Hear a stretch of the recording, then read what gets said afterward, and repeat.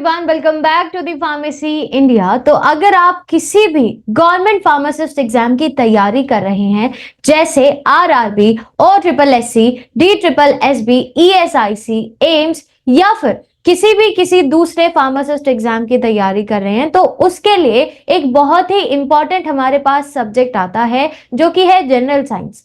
आज इस वीडियो में मैं आपको जनरल साइंस के बेस्ट 25 एमसीक्यूज क्वेश्चन डिस्कस करने वाली हूं और ये क्वेश्चंस आपके गवर्नमेंट फार्मासिस्ट एग्जाम के पॉइंट ऑफ व्यू से बहुत ही ज्यादा जरूरी होने वाले हैं। आज इसकी क्लास 6 है और इसी तरीके से हम लोग अभी और क्वेश्चंस डिस्कस करते रहेंगे। इन क्लासेस का जो पीडीएफ है वो आपको टेलीग्राम पर मिल जाएगा, डिस्क्रिप्शन बॉक्स के अंदर आपको लिंक दिया गया है, तो वहां से आप लोग ज्वाइन कर सकते हैं। शुरुआत करते हैं हमारे पहले क्वेश्चन के साथ। सवाल है, the splitting of different colours of light in the prism is. अब सवाल ये आया है कि जो डिफरेंट कलर्स की लाइट की जो स्प्लिटिंग होती है इस प्रिज्म के थ्रू, वो किसकी वजह से होती है? Reflection of light, dispersion of light, diffraction of light या फिर रिफ्रैक्शन ऑफ लाइट। तो रीजन क्या है कि प्रिज्म में से अगर आपने व्हाइट लाइट को ऐसे होकर गुजारा तो जब वो बाहर निकलेगी वो 7 कलर्स के अंदर डिफरेंशिएट होकर निकलती है। रीजन क्या है उसके पीछे? सही ऑप्शन आप सभी लोग भी जानते होंगे, हो जाएगा डिस्पर्जन ऑफ लाइट। अब सवाल ये उठता है कि डिस्पर्जन ऑफ लाइट होता क्या है और कैसे होता है। तो सबसे पहली चीज, मान लीजिए मेरे पास ये एक प्रिज्म है, ठीक है, और मैंने इसके अंदर से अगर व्हाइट लाइट को इस तरीके से भेजा और जब ये बाहर निकलेगी ये कुछ इस तरीके से 7 कलर्स के अंदर डिफरेंशिएट होकर निकलेगी। आप सभी लोग जानते होंगे, विबग्योर का नाम जो है आपने सबने सुना ही होगा, VIBGYOR, यानी कि violet, indigo, blue, green, yellow, orange and red. इन 7 कलर्स के अंदर वो डिफरेंशिएट होकर निकलती है। इसके पीछे का जो रीजन है that is dispersion of light. अब कैसे होता है वो सुनिए। क्योंकि आप अलग अलग जो बेसिकली व्हाइट लाइट होती है उसके अंदर जो कंपोनेंट्स होते हैं वो 7 कलर्स के, जो कि अलग अलग वेवलेंथ के बने हुए होते हैं, ठीक है। This happens because different colours of light are bent by different amount when they enter and exit the prism, ठीक है। मान लीजिए आपने एक लाइट तो ऐसे भेजी थी लेकिन अलग अलग तरीके से ये डिफरेंशिएट होकर बाहर निकली है, वो इसीलिए क्योंकि वेवलेंथ अलग अलग है तो इनकी जो बेंडिंग होती है लाइट की वो भी अलग अलग होगी, और क्योंकि बेंडिंग अलग अलग होती है इसीलिए आपको ये जो कलर्स है ये अलग अलग दिखाई देते हैं, ठीक है। चलिए नेक्स्ट हमारे पास क्वेश्चन है, electromagnetic waves produce due to. अब जो इलेक्ट्रो और मैग्नेटिक दोनों इलेक्ट्रोमैग्नेटिक वेव जो होती है वो कैसे प्रोड्यूस होती है? एन एक्सेलरेटिंग चार्ज के through, a charge at rest, a moving charge या फिर नन ऑफ द अबव। मतलब किसकी वजह से इलेक्ट्रोमैग्नेटिक वेव प्रोड्यूस होती है? इसका सही ऑप्शन हो जाएगा एक एक्सेलरेटिंग चार्ज के थ्रू, यानी एक ऐसा चार्ज जो कि एक्सेलरेट कर रहा है, ठीक है। एक्सेलरेट आप जानते होंगे कि क्या होता है, मूविंग चार्ज बेसिकली, ठीक है। तो एक एक्सेलरेटिंग चार्ज की वजह से आपके पास इलेक्ट्रोमैग्नेटिक वेव्स प्रोड्यूस होती है। अब आप लोग जानते होंगे बेसिकली क्या होता है, जब एक चार्ज एक्सेलरेट होता है ना, जब एक चार्ज एक्सेलरेट होगा वैसे ही एक टाइम वेरिंग इलेक्ट्रिक फील्ड ये प्रोड्यूस करता है, ठीक है। Time varying electric field produce करता है, और जब ये time varying electric field produce होगा तब ये टाइम वेरिंग इलेक्ट्रिक फील्ड एक मैग्नेटिक फील्ड प्रोड्यूस करता है, ठीक है। जैसे ही आप किसी एक चार्ज को एक्सेलरेट करोगे वो एक इलेक्ट्रिक फील्ड जनरेट करेगा, और जैसे ही वो इलेक्ट्रिक फील्ड जनरेट हुआ वैसे ही वो इलेक्ट्रिक फील्ड जो बनाया हमने वो मैग्नेटिक फील्ड जनरेट करना शुरू कर देता है, ठीक है। बस यही जो आपका चेंजिंग फील्ड्स है इसी को आप क्या बोलते हैं? इलेक्ट्रोमैग्नेटिक वेव्स बोलते हैं। चलिए next, in a compound microscope the intermediate image is. अब एक कंपाउंड माइक्रोस्कोप के अंदर जो इंटरमीडिएट इमेज है वो कैसी होगी? Virtual, erect and reduced, virtual, erect and magnified, real erect and magnified या फिर रियल इन्वर्टेड एंड मैग्नीफाइड। तो सबसे पहली चीज कि कंपाउंड माइक्रोस्कोप में जो इंटरमीडिएट इमेज होती है वो हमेशा वर्चुअल बनेगी, रियल नहीं। तो रियल वाले दोनों ऑप्शन काट दीजिए, ये चीज आपको पता होनी चाहिए, ठीक है। अब सवाल आया है रिड्यूस और मैग्नीफाई से। जब आप एक माइक्रोस्कोप लेते हैं तो आप चीजें आपको कैसे दिखाई देती है? खुद ही सोचो। आप जब माइक्रोस्कोप लेंगे, उससे किसी चीज को देखेंगे, तो उसकी मदद से आपको कैसी चीजें दिखाई देंगी? क्या बड़ी देगी या छोटी देगी? कॉमन सेंस वाली बात है, मैग्नीफाइड दिखाई देती है। सही ऑप्शन क्या हो जाएगा? B, virtual, erect and magnified. ये गलत है, इसको सही कर लीजिएगा। सही ऑप्शन हो जाएगा आपका B, virtual, erect and magnified. अब मैं आपको बता देती हूँ कि क्या होगा। बेसिकली कंपाउंड माइक्रोस्कोप से इंटरमीडिएट इमेजिंग क्या है? कुछ नहीं है, सिंपल सी बात है कि जब आप एक ऑब्जेक्टिव लेंस के थ्रू, दो चीजें होती है, आई पीस एंड ऑब्जेक्टिव, तो जब आप ऑब्जेक्टिव लेंस के थ्रू आप एक किसी भी पर्टिकुलर कुछ भी चीज को अगर आप देख रहे होंगे, तो वो तीन चीजें बनाएगा, virtual image, magnified image, erect image. Virtual का मतलब होता है दैट इज नॉट रियल, ठीक है, रियल इमेज नहीं होती है, वो सिर्फ आपको उसी चीज के अंदर दिखाई देती है, उसकी कोई रियल इमेज नहीं बनती है।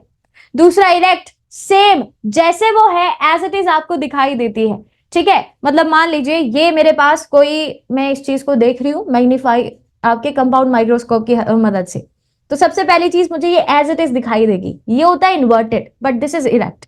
तो मुझे जो इमेज दिखाई देगी वो इरेक्ट ही दिखाई देगी, क्लियर, सीधी दिखाई देगी। एंड लास्ट इज मैग्नीफाइड, यानी कि जो उसकी एक्चुअल साइज होता है उससे वो थोड़ा सा साइज उसका बड़ा दिखाई देगा, and that is the meaning of magnified. तो ये तीन चीजें हैं, आपको याद रखनी है। Next question, water from an artesian well flows up automatically due to. अब सवाल यह है कि आर्टिसियन वेल के थ्रू पानी अपने आप ऊपर की तरफ कैसे जाता है, ठीक है, क्या रीजन है इसका? Heavy rainfall in region, volcanic activity, hydrostatic pressure या फिर जियोथर्मल एनर्जी। अब देखिए हैवी रेनफॉल इन रीजन, कोई मतलब नहीं पड़ता इस बात का।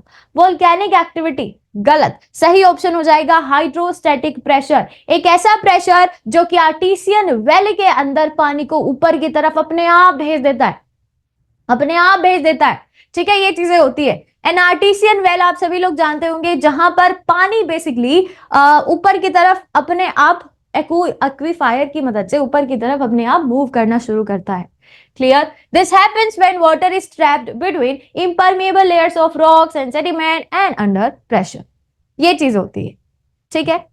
चलिए नेक्स्ट हमारे पास सवाल है, the clouds float in atmosphere because of the. अब हवा में बादल कैसे तैरते हैं ये आपको बताना है, आप खुद ही सोचिए। एक मेरे पास पत्थर है और एक मेरे पास है बहुत ही लाइट चीज, पानी में क्या चीज फ्लोट करेगी? खुद इमेजिन करके बताइए। जो हल्की है, ठीक है, जो हल्की है। पत्थर पानी में फ्लोट नहीं करता है, जो बहुत ही लाइट वेट चीज होती है वो पानी में फ्लोट करेगी। रीजन है डेंसिटी, ठीक है, क्योंकि क्लाउड की डेंसिटी बहुत कम होती है आसपास के एटमॉस्फेरिक एयर के कंपैरिजन में, इसीलिए जो आपके क्लाउड्स होते हैं वो एटमॉस्फेयर में फ्लो करते हैं, ठीक है।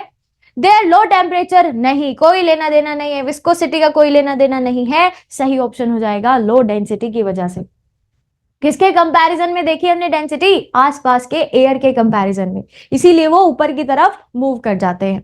अब देखो आपको पता ही होगा कि क्लाउड बनते कैसे हैं भैया, जब सन की रेज पानी के सोर्सेस के ऊपर पड़ती है वो बनाते हैं, वो इवेपोरेट होते हैं, स्टीम बनाते हैं जो कि ऊपर जाकर इकट्ठा हो जाते हैं और वो बादल का फॉर्मेशन कर लेते हैं। ये आप बचपन से पढ़ते आ रहे हो, ठीक है। अब ऐसा भी तो हो सकता था कि बादल ऊपर की बजाय नीचे बने, है ना, ऐसा हो सकता था, पर क्योंकि आसपास की एयर के कंपैरिजन में उसका जो डेंसिटी होती है that is quite very low, इसीलिए हम कहते हैं कि वो ऊपर की तरफ फ्लोट कर जाते हैं और तैरते रहते हैं। चलिए नेक्स्ट सवाल, all the four quantum numbers of two electrons in an atom are not same, it is the law of.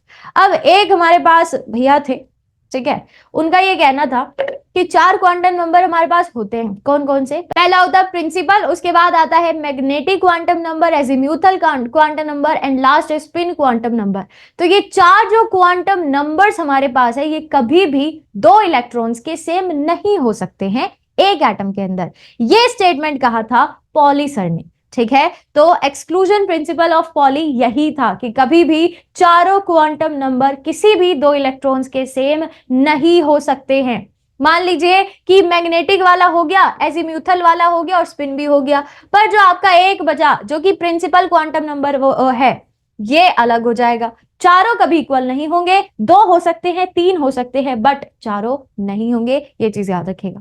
ठीक है, चलिए, द पॉलीज एक्सक्लूजन प्रिंसिपल, जो कि जिनका पूरा नाम था वॉल्फगैंग poly, states that the two electrons in a same atom cannot have same set of all four quantum numbers. ठीक है, क्वांटम नंबर मैंने आप लिख भी लीजिए कि कौन कौन से होते हैं। सबसे पहले principal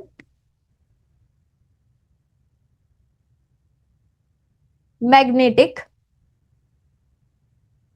azimuthal and spin quantum number. ठीक है, ये होते हैं। चलिए, नेक्स्ट हमारे पास क्वेश्चन है, which of the following is mainly a waterborne disease, कौन सी बीमारी है जो कि पानी की वजह से होती है? मलेरिया, कोल्ड, कोलेरा या फिर मम्प्स? कौन है? विब्रियो कोलेरा का नाम आपने जरूर सुना होगा, जो कि कोलेरा कॉज करता है, तो यही है। Cholera is a waterborne disease caused by the bacterium Vibrio cholerae. ठीक है, या कोलेरा, जो आपकी मर्जी बोल लीजिए। ये एक बेसिकली ऐसी बीमारी है जो कि कंटामिनेटेड पानी और खाने की वजह से होती है। ठीक है, अगर आप कोई ऐसा फूड पार्टिकल या फिर आप पानी ऐसा पी लेते हैं जिसके अंदर विब्रियो कोलेरा बैठा हुआ है, तो उसकी वजह से ये बीमारी हो जाती है। ठीक है, चलिए, नेक्स्ट हमारे पास सवाल है, और सवाल पर चलने से पहले देखो, आप लोग अगर किसी भी फार्मासिस्ट एग्जाम की तैयारी कर रहे हैं, XYZ किसी भी फार्मासिस्ट की तैयारी, उसी के लिए फार्मेसी इंडिया ने ये स्टार्ट किया है फार्मासिस्ट जुलाई बैच, जिसकी क्लासेस 22 तारीख से ऑलरेडी शुरू हो चुकी हैं। ठीक है, डेली बेसिस पर आपकी नॉर्मली 2-2 क्लासेस होती हैं, जिसमें आपको सारी चीजें कवर कराई जा रही हैं, फार्मा प्लस नॉन फार्मा। ठीक है, क्लास को ज्वाइन करने का लिंक आपको डिस्क्रिप्शन बॉक्स के अंदर दिया गया है, तो वहां से आप ज्वाइन कर सकते हैं, या फार्मेसी इंडिया ऐप को डाउनलोड करके भी आप इसको ज्वाइन कर सकते हैं। चलिए, आगे चलते हैं। नेक्स्ट हमारे पास क्वेश्चन आता है, rows of trees grown along the coastal areas to reduce the impact of cyclones are known as। अब सवाल यह है, साइक्लोन्स जो आते हैं, तूफान, वो वाले पानी वाले, उसके इम्पैक्ट को रिड्यूस करने के लिए कोस्टल एरियाज के साइड में पेड़ों की एक रो लगाई जाती है ना? तो वो जो बेसिकली होता है, उसको हम क्या बोलते हैं? Wind breaks, protection forest, mangroves या फिर शेल्टर बेल्ट्स। तो इसका सही आंसर हो जाएगा, आप नाम से ही समझ ही रहे होंगे, सही ऑप्शन हो जाएगा आपका शेल्टर बेल्ट्स, जिसका इस्तेमाल किया जाता है साइक्लोन्स के इंपैक्ट को कम करने के लिए, और ये एक लाइन में लगाए जाते हैं, एक रो में लगाए जाते हैं। ठीक है, चलिए, तो shelter belts are rows of trees और shrubs planted along the edges of fields और coastal areas to protect against wind and reduce soil erosion। यानी कि जो कटाई होती है मिट्टी की, उसको कम करने के लिए हम इन पेड़ को लगाते हैं एक लाइन के अंदर, ताकि वो बाइंड करके रखे सॉइल को, सॉइल इरोजन को जितना ज्यादा हो सके उतना ज्यादा कम करे। क्योंकि ऐसे एरियाज के अंदर साइक्लोन्स और विंड हो गई, मतलब ये सारी चीजें काफी ज्यादा नॉर्मली आती रहती है, तो इसीलिए उस चीज को रिड्यूस करने के लिए हम वहां पर लगाते हैं शेल्टर बेड्स। चलिए, next question, the most effective pesticide for general use against garden paste is most. तो आपसे पूछा गया है कि एक ऐसा इफेक्टिव पेस्टिसाइड बताइए जो कि बहुत ही जनरली यूज किया जाता है गार्डन पेस्ट के लिए। बॉर्डक्स मिक्सचर, कार्बोफ्यूरेन, मेलाथियोन या फिर फॉस्फेमिडोन। सही ऑप्शन जो हो जाएगा इसका, दैट इज मेलेथियोन। ठीक है, अब इसके बारे में थोड़ी सी चर्चा कर लेते हैं कि ये क्या है। ये एक बेसिकली ऑर्गेनोफॉस्फेट इंसेक्टिसाइड है ना? ऑर्गेनोफॉस्फेट इंसेक्टिसाइड है। इंसेक्टिसाइड आप लोग जानते ही होंगे, which kills the insect। ठीक है, क्लियर? नॉर्मली जो गार्डन्स होते हैं उनके अंदर इसको इस्तेमाल किया जाता है गार्डन पेस्ट को कंट्रोल करने के लिए, जैसे कि फाइट्स है, माइट्स है, बटरफ्लाइज है, उनको कम करने के लिए हम इनको यूज करते हैं। ठीक है, चलो नेक्स्ट सवाल, dialysis is the treatment given to a patient suffering from. अब डायलिसिस किन पेशेंट्स को दिया जाता है? Lung problem, heart problem, kidney problem या फिर लिवर प्रॉब्लम? सिंपल है, आसान है। डायलिसिस जो किडनी से रिलेटेड प्रॉब्लम वाले पेशेंट्स होते हैं उनको दिया जाता है। क्या होता है डायलिसिस? है क्या होता है डायलिसिस? देखो, डायलिसिस बेसिकली एक ऐसा ट्रीटमेंट है जिसके अंदर फिल्ट्रेशन की कैपेसिटी को बढ़ाया जाता है। देखो, आप सभी लोग जानते होंगे किडनी का एक बहुत मेजर रोल है कि आपके ब्लड का फिल्ट्रेशन करना, अल्ट्रा फिल्ट्रेशन करना। और यूरिन का फॉर्मेशन करना। बट अगर किडनी काम करना बंद कर देती है तो उन पेशेंट्स के अंदर डायलिसिस कराया जाता है ताकि उनके अंदर फिल्ट्रेशन भी हो सके, इसी के साथ जो एक्सेसिव फ्लूइड है आपकी बॉडी से उसको भी रिड्यूस किया जा सके, ब्लड में जो भी एक्स्ट्रा मटेरियल है, वेस्ट मटेरियल है, उसको कम किया जा सके। ठीक है, तो ये होता है डायलिसिस, जो कि किडनी रिलेटेड प्रॉब्लम वाले जो पेशेंट्स होते हैं उनके लिए दिया जाता है। This treatment is essential for patients with chronic kidney disease और अक्यूट किडनी फेलियर। ठीक है, चलिए next, bronze is an alloy of. Bronze किससे बना हुआ होता है? Bronze copper and zinc, tin and zinc, copper and tin, या फिर आयरन एंड जिंक। जिंक का कोई रोल नहीं होता है भैया ब्रॉन्ज के अंदर। ये एक पूरी तरीके से कॉपर एंड टिन का अलॉय है, यानी मिक्सचर है। अलॉय का मतलब जानते हैं? मिक्सचर। ठीक है, कॉपर एंड टिन का एक अलॉय है आपका ब्रॉन्ज, वही जो मेडल होता है। चलो next, bronze is an alloy primarily composed of copper and tin. ये बेसिकली यूज किया जाता है, बहुत बहुत पहले से यूज किए जा रहे हैं। ब्रॉन्ज का इस्तेमाल बहुत अरबों खरबों सालों पहले से चला हुआ आ रहा है, क्योंकि जो पहले आदिवासी हुआ करते थे, है ना, पहले के जमाने में उनके पास भाला होता था। ठीक है, आपने सुना भी होगा, भाला होता था। उस भाले का जो आगे वाला हिस्सा है ना, जिससे वो एनिमल्स को किल करके उनको खाते थे, तो वो ब्रॉन्ज का बना हुआ होता था। तो ये बहुत पुराना है, बहुत पुराना, हजारों सालों से चला आ रहा है। ठीक है, चलिए, टूल्स, वेपन्स और बहुत सारे एंटीफैक्ट्स को बनाने के लिए इस्तेमाल किया जाता है। देखो, सबसे इंपॉर्टेंट ये है कि इसका इस्तेमाल इतने पुराने समय से चला क्यों आ रहा है, क्योंकि इसमें होती है ड्यूरेबिलिटी। ठीक है, इसमें होता है कोरोजन से रेजिस्टेंट रखने की प्रॉपर्टी, यानी ये कोरोजन से, है ना, जो जंग लग जाता है उससे भी ड्यूरेबिलिटी भी इसकी काफी ज्यादा है, इसीलिए इसका इस्तेमाल काफी लंबे समय से चला आ रहा है। चलिए next, the natural source of hydrocarbon is. Hydrocarbon का नेचुरल सोर्स क्या है? क्रूड ऑयल, बायोमास, कॉल या फिर कार्बोहाइड्रेट। तो बहुत ही नॉर्मल है कि हाइड्रोकार्बन आपको क्रूड ऑयल से मिलते हैं, जो कि बेसिकली कच्चा होता है, एकदम नेचुरल, एकदम नेचुरल। ठीक है, मतलब नेचुरल भी ऐसा जिसको बिल्कुल भी छेड़ा ना गया हो। ठीक है, तो crude oil is a natural source of hydrocarbon. It is a complex of various hydrocarbon and other compounds extracted from underground reservoirs. ठीक है, जो धरती माता को चीर कर निकाला जाता है ना, दैट इज क्रूड ऑयल। उसके अंदर हाइड्रोकार्बन, बहुत सारी चीजें प्रेजेंट होती है, बहुत सारे दूसरे कंपाउंड प्रेजेंट होते हैं, है ना, और फिर इसका इस्तेमाल हम गैसोलाइन, डीजल, ये सारी चीजें बनाने के लिए करते हैं। चलो अगला सवाल हमारे पास है, which of the following is chiefly present in LPG, that is a liquefied petroleum gas। तो liquefied petroleum gas के अंदर मेनली क्या प्रेजेंट होता है? मिथेन, इथेन, प्रोपेन या फिर ब्यूटेन। सही ऑप्शन जाएगा आपका ब्यूटेन, लिखा भी होता है ना, एलपीजी के ऊपर लिखा भी होता है ब्यूटेन गैस। अब ब्यूटेन के साथ साथ इसके अंदर दूसरी भी चीजें होती है, मैं बता देती हूँ। मिथेन भी इसके अंदर प्रेजेंट होता है, प्रोपेन भी होता है, नाइट्रोजन भी होता है, इथेन भी होता है, पर इन सब का जो अमाउंट है वो काफी कम होगा ब्यूटेन के कंपैरिजन में। ठीक है, चल, zinc sulphide is commonly used as. Zinc sulphide का इस्तेमाल हम क्यों करते हैं, किस लिए करते हैं? डिओड्रेंट, फंजीसाइड, हर्बिसाइड या फिर रोडेंटिसाइड। तो जिंक सल्फाइड का इस्तेमाल नॉर्मली फंजीसाइड्स के लिए किया जाता है, यानी जो फंगल इन्फेक्शंस होते हैं, फंगल इन्फेक्शंस होते हैं उनको कम करने के लिए। ठीक है, फंगस जो लग जाती है उसको किल करने के लिए हम इस्तेमाल करते हैं जिंक सल्फाइड का। नॉर्मली बहुत यूज होता है जिंक सल्फाइड का। ठीक है, zinc sulphide is a common, that is commonly used in various applications including as a fungicide. और एग्रीकल्चर में फंगल डिसीजेस को कम करने के लिए बहुत ज्यादा यूज किया जाता है जिंक सल्फाइड का। ठीक है, प्रोटेक्टिव एजेंट की तरह काम करेगा, फंगल ग्रोथ को, उसके फैलने को कहीं ना कहीं हद से ज्यादा कम कर देता है ये फंजीसाइड। चलो नेक्स्ट सवाल है, match list 1 and list 2 and select the correct answer by using the codes given below the list. चलिए, आपको कुछ लिस्ट दी गई है, लिस्ट 1 एंड लिस्ट 2, आपको मैच करना है। बेसिकली ये वाइटामिन है और ये इन वाइटामिन की डेफिशिएंसी से होने वाली बीमारियां हैं। ठीक है, इनके साथ मैच करना है। चलिए, विटामिन ए इज रेटिनॉल, जिसकी डेफिशिएंसी से होता है रतौंधी यानी नाइट ब्लाइंडनेस। विटामिन बी, इसकी डेफिशिएंसी से होता है बेरी बेरी, B1 से होता है बेसिकली। विटामिन सी की डेफिशिएंसी से होता है स्कर्वे, और विटामिन डी की डेफिशिएंसी से होता है रिकेट्स। ये इन्फेंट्स में देखा जाता है, ठीक है। तो मेरे हिसाब से होना चाहिए थर्ड, इसके बाद फोर्थ, इसके बाद second and then one.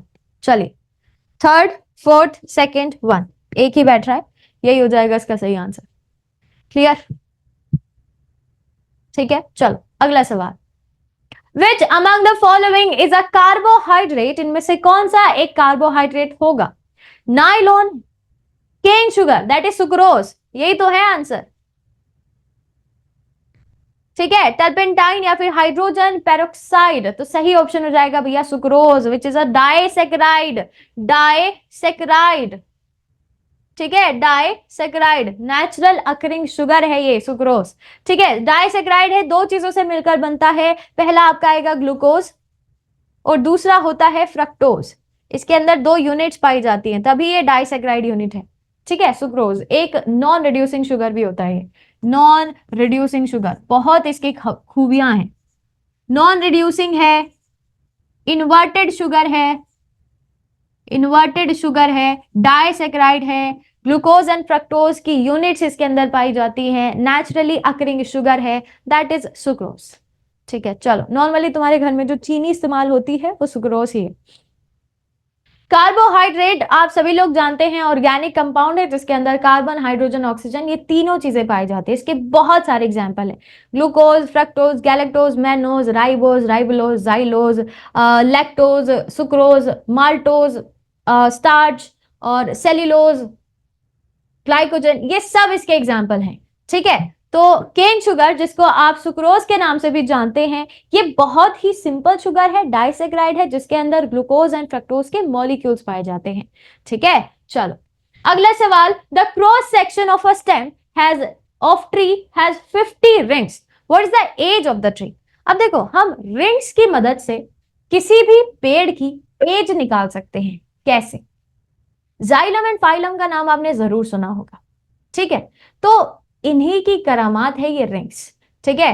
Basically would के अंदर आपने देखा होगा कि जब एक बहुत पुराना पेड़ काटा जाता है, मतलब जड़ से नहीं, बहुत पुराना पेड़ जब काटा जाता है, अगर आप उसको बीच में से काटेंगे तो आप देखोगे कि उसके अंदर, मान लीजिए ये मेरा पेड़ है, ठीक है, चलो बना देते हैं ऐसा ही असली असली पेड़ की तरह। मान लीजिए ये एक ट्री है जो कि बीच में से काट दिया गया है। अब इसके अंदर आप देखोगे ध्यान से, मूवीज में या पिक्चर्स में आपने देखा होगा, ठीक है, पिक्चर बुक्स जो आती है उसके अंदर देखा होगा भैया तुमने, इस तरीके से रिंग्स प्रेजेंट होती है, light dark, light dark, dark dark, dark light, light light, कुछ इस तरीके से रिंग्स प्रेजेंट होती है।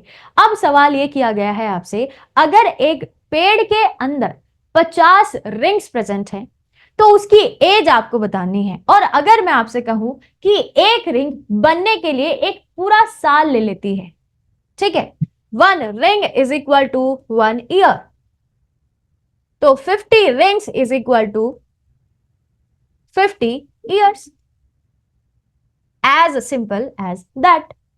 Clear? 50 rings is equal to 50 years, तो इसकी जो एज हो जाएगी दैट इज 50 साल। रीजन समझ आया? एक साल में एक रिंग का फॉर्मेशन होता है, तो 50 साल में 50 रिंग का फॉर्मेशन होगा। चलिए, the number of rings in a tree is cross section, ये जो बनाया था ना मैंने, दिस इज क्रॉस सेक्शन, ये जो होता है, अगर मैं इसको, मान लो ये पेड़ है, इसको ऐसे काट दूंगी, ये उसका क्रॉस सेक्शन बन जाएगा, ठीक है, इसके बीच में जो रिंग्स प्रेजेंट होती है। चलिए, the number of rings in a tree's cross section typically corresponds to the number of years the tree has been alive, ठीक है। और यही चीज मैंने बताई है कि हर रिंग एक साल की ग्रोथ रिप्रेजेंट करती है, तो इसीलिए 50 रिंग अगर प्रेजेंट है तो दैट मीन्स कि उसकी ईयर भी, उसकी जो एज है दैट इज ऑल्सो 50 ईयर्स। चलिए, नेक्स्ट सवाल है, शांति दृष्टि इज एन इनिशिएटिव रिगार्डिंग, आपने बहुत बार इसका नाम भी सुना होगा, it is a type of web page browser जो कि विजुअली इंपेयर्ड लोगों के लिए स्पेशली बनाया गया है, ठीक है। तो इसका नाम आपने बहुत बार नॉर्मली सुना होगा अपने जिंदगी में, ठीक है, तुम लोग इंटरनेट वाले जमाने के इंसान हो तो उसमें आपने देखा होगा शांति दृष्टि एक ऐसा इनिशिएटिव है जो कि विजुअली इंपेयर्ड यूजर्स के लिए स्पेशली बनाया गया है। ठीक है, अब इसके अंदर क्या है मैं एक चीज आपको बता देती हूँ। तो ये चीज है, ठीक है, it is specially focuses on creating और enhancing web page browsers to aid individuals जो कि विजुअली इंपेयर्ड है, मतलब जो सही से नहीं देख पाते हैं। ठीक है, सही से नहीं देख पाते हैं तो वो इंटरनेट को और ज्यादा इफेक्टिवली यूज कर सके, उसी के लिए हमने ये शांति दृष्टि बनाया। ठीक है, this initiative aims to make digital content more accessible, ensuring that visually impaired users can also interact with web pages with greater ease and independence. Clear, आप देख सकते हैं। ठीक है, आप डालकर देखिएगा गूगल पे, आपको समझ आ जाएगा कि क्या है वो। स्पेशली उन्हीं लोगों के लिए है, उनको इजी हो, जैसे आप नॉर्मली यूज करते हैं इंटरनेट को, ब्राउज करते हैं, सेम एज उनको भी कोई दिक्कत ना हो, इसके लिए शांति की दृष्टि बेसिकली ये बनाया गया है। ठीक है, चलिए। Encryption is cyber world means, अब एनक्रिप्शन का नाम आपने सुना होगा भैया, एनक्रिप्टेड, एनक्रिप्शन बहुत बार लिखा हुआ होता है। तो एनक्रिप्शन इन साइबर वर्ल्ड, इसका मतलब क्या है? Decoding someone's personal data, cyber theft, algorithm, alteration of password into scrambled data to present access, या फिर a way to increase e terrorism, यानी कि इंटरनेट टेररिज्म, हैकिंग वगैरह। ठीक है, चलो। तो एनक्रिप्शन इन साइबर वर्ल्ड का मतलब जो होता है that is algorithm alteration of password into scrambled data to present access. ठीक है, चलिए क्या होता है एक बार सुन लीजिए इस चीज को। बेसिकली अगर आप किसी प्लेन टेक्स्ट और डेटा को कोडेड फॉर्मेट के अंदर कन्वर्ट करते हैं, ठीक है, उसको हम साइफर टेक्स्ट के नाम से जानते हैं, which can also be dispelled by someone who has the proper description key, और यही चीज यूज की जाती है, यही अल्गोरिथम यूज किया जाता है उस डेटा को ऑल्टर करने के लिए कि वो किसी दूसरे, यानी अगर कोई किसी को हैक करना चाहेगा तो वो अनरीडेबल हो जाएगा। क्लियर, वो उसको पढ़ नहीं पाएगा, बस यही चीज आती है एनक्रिप्टेड में। चलिए नेक्स्ट सवाल, व्हाट इज पिग 267? इसका नाम आप लोगों ने बहुत बार सुना होगा। पिग 267 ये क्या है? बेसिकली ये एक पहला एनिमल है जो कि जीन एडिटिंग के थ्रू बनाया गया है। ठीक है, an insulin obtaining, no. An energy capsule being used by the astronaut, नहीं। First animal to be created by gene editing, बिल्कुल सही है। एक ऐसा एनिमल, एक पहला ऐसा एनिमल जो कि जीन एडिटिंग के थ्रू ही बनाया गया है पूरी तरीके से। ठीक है, पूरी तरीके से, यानी एग्जाम्पल ऑफ बायोटेक्नोलॉजी। ठीक है, एग्जाम्पल ऑफ बायोटेक्नोलॉजी है ना। जीन एडिटिंग जानते हैं, हम किसी भी एक जिंदा ऑर्गेनिज्म के अंदर, जिंदा एनिमल के अंदर अगर अपने हिसाब से जीन्स इंसर्ट कर रहे हैं, क्रोमोसोम इंसर्ट कर रहे हैं और उसका पूरा का पूरा ऑल्ट्रेशन हमारी मर्जी से हो रहा है, दैट इज जीन एडिटिंग, जो कि आपका एग्जाम्पल है पिग 267। चलिए, this pig was engineered as a part of scientific research to explore the possibility and implications of genetic modifications in animals. ठीक है, तो बस यही है, इसको आपको समझ आना चाहिए बस। नेक्स्ट सवाल है, which is the port town of the Indus valley civilization? तो इंडस वैली सिविलाइजेशन का जो पोर्ट टाउन है वो कौन सा था? सिंपल सवाल है। रोपर, लोथल, कालीबंगम या फिर मोहनजोदारो? सही ऑप्शन जाएगा Lothal, which is located in Gujarat. ठीक है, गुजरात में लोकेटेड है इंडस वैली सिविलाइजेशन का जो पोर्ट टाउन है, दैट इज गुजरात। क्लियर, चलो। Lothal is one of the most significant archaeological sites of the Indus Valley civilization, which is located in Gujarat, India. It is renowned for its advanced and well-planned dockyard, which is considered as one of the earliest docks in the world. इसके अंदर मतलब जो ये Lothal area है ना गुजरात में, इसमें बहुत सारे डॉकयार्ड है, बहुत सारे। अगर आप में से बहुत सारे लोग गए भी होंगे वहां पे, बहुत सारे डॉकयार्ड्स है जो कि अलग अलग पार्ट्स को जोड़ते भी हैं। ठीक है, चलो next, the home of Gargi, Maitreya and Kapila was at. अब जो गार्गी, मैत्रेय एंड कपिला है उनका घर कहाँ था? विदिशा, उज्जैन, पाटलिपुत्र या फिर मिथिला? सही ऑप्शन जो हो जाएगा आपका दैट इज मिथिला, जहां के रहने वाले थे। अब मैं बता देती हूँ आपके तीनों हैं कौन, फिलोसोफर्स। ठीक है, ये तीनों फिलोसोफर हैं जिनको आप मिथिला जो है, जिसको आप विदेहा के नाम से भी अब जानते हैं, एक बहुत ही पुराना किंगडम है जो कि नॉर्दर्न पार्ट के अंदर लोकेटेड है। और यहां पर मैं आपको बता देती हूं कि ये बहुत ही लर्निंग एंड कल्चर का एक सेंटर माना जाता है, सिग्निफिकेंट सेंटर माना जाता है। ठीक है, गार्गी मैत्री बहुत ही फेमस फिलोसोफर थे जो कि उपनिषद के अंदर आपको देखने के लिए मिल जाएंगे, इनके बारे में आप लोग पढ़ लोगे। कपिला एक रिनोड सेज एंड फिलोसोफर थी जो कि traditionally consider the founder of the Samkhya school of Hindu philosophy. ठीक है, चलिए, Mithila was known for its scholarly contribution and was a prominent seat of Vedic learning. Clear? चलो, जो मतलब एक ऐसा स्कूल जहां पर बेसिकली फिलोसफी पढ़ाई जाती थी। ठीक है, तो उसी की फाउंडर थी मिथिला। चलिए, the Muslim scholar who accompanied Mahmud of Ghazni was. अब सवाल यह है कि मुस्लिम स्कॉलर कौन थे जिन्होंने महमूद ऑफ गजनी अकम्पेंड की थी?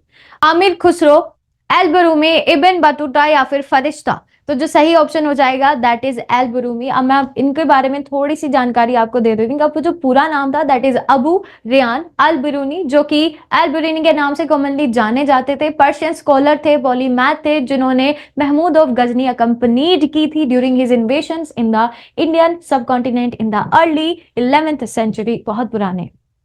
ठीक है, चलिए, किताब अल हिंद भी इन्होंने लिखी थी, जिसको आप द बुक ऑफ इंडिया के नाम से भी जानते हैं, है ना, और जिसके अंदर culture, science, religion, social customs, ये सारी चीजें बहुत ही डिटेल में लिखी हुई हैं। ठीक है, his work is considered as one of the most comprehensive studies of India by a foreign scholar. चलिए, नेक्स्ट क्वेश्चन है, the Indian council act of 1909 was popularly known as. अब इंडियन काउंसिल एक्ट 1909 को आप और बहुत ही famous नाम से जानते हैं, क्या होगा? Parliament act, Minto Morley reforms, the judiciary act या फिर मोंटागो कैल्मसफोर्ड या रिफॉर्म्स? सही ऑप्शन जाएगा आपका मिंटो मॉर्ले रिफॉर्म्स, बहुत फेमस है। ठीक है, बहुत फेमस है। चलिए, ये क्या है? बेसिकली लॉर्ड मिंटो के बाद ये चीज आपको देखने के लिए मिली है ना। And then viceroy of India and John Morley and secretary of state for India. The act aim to introduce reforms in the Indian legislative councils by increasing the number of Indian members in the councils and allowing for separate electors for Muslims। ठीक है, मतलब separately चीजों को करने के लिए इसमें हम एम करते हैं। ठीक है, and next and last question हमारे पास है, in which session of Congress the demand of Purna Swaraj was accepted as the aim of Congress.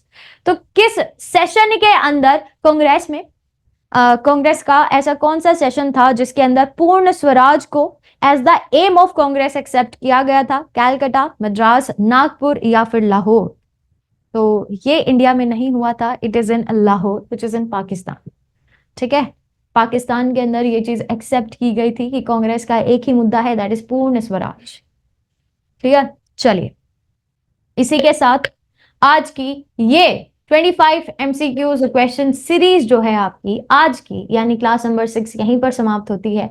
I hope कि यहां तक आपको सारी चीजें क्लियर हो गई होंगी, और इसी तरीके से अपनी तैयारी को और भी बूस्ट अप करने के लिए आप फार्मासिस्ट जुलाई बैच के साथ जरूर जुड़ जाइएगा। आपको डिस्क्रिप्शन बॉक्स के अंदर लिंक गिवन है, वहां से आप लोग ज्वाइन कर सकते हैं। मिलते हैं अगली वीडियो के अंदर, टेलीग्राम जरूर ज्वाइन कर लीजिएगा। तब तक के लिए थैंक यू।